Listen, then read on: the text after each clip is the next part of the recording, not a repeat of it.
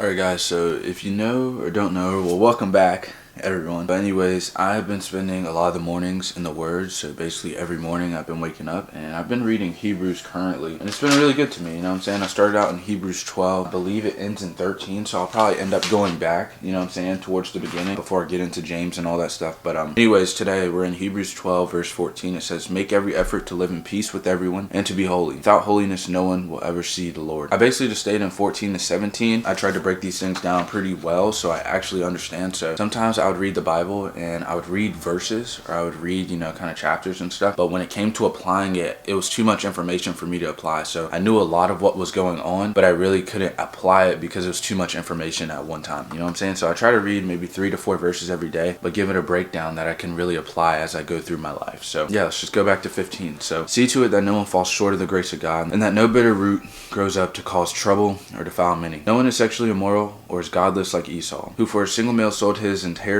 rights as the oldest son. As you know, when he wanted to inherit his blessing, he was rejected. Even though he sought the blessing with tears, he could not change what he had done. I'll just go back to that last line. As you know, when he wanted to inherit his blessing, he was rejected. Even though he sought the blessing with tears, he could not change what he had done. So let's go back to 12 verse 14, Hebrews. It says, make every effort to live in peace with everyone. I feel like this is super simple, but for some reason, like, we enjoy conflict. For some reason, we enjoy going back and forth. Some people really like to argue, really like beef. We like to get loud. It makes no sense. You know what I'm saying? Especially if we're trying to be more like Christ. Or these are the same people that we spend Bible study or church services with, but outside of it, we'll literally argue back and forth or go back and forth about things that just aren't worth it. And sometimes jokingly, but sometimes even so serious, you know? So 14, just a simple point here, like, get along with people, avoid conflict even when you don't want to. So even though that person gets on your nerves, even though that person goes back and forth all the time, bro, find a way to avoid the conflict, find a way to not go back and forth with it. But a big thing that it says that I really like, it says be holy. And I feel like we don't think about that. I feel like we don't think about living a life that's truly holy or living a life that's truly pleasing to God.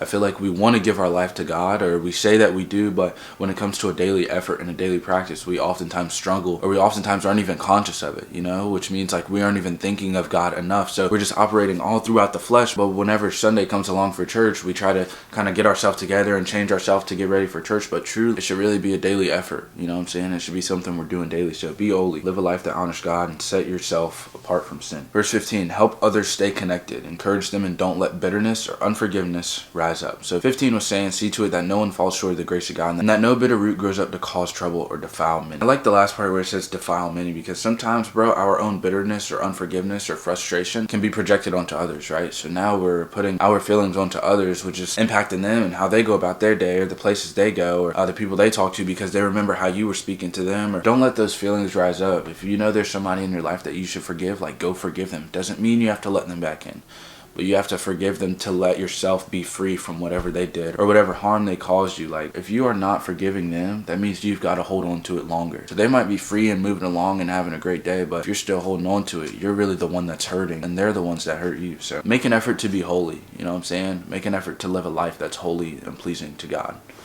I'll see you guys.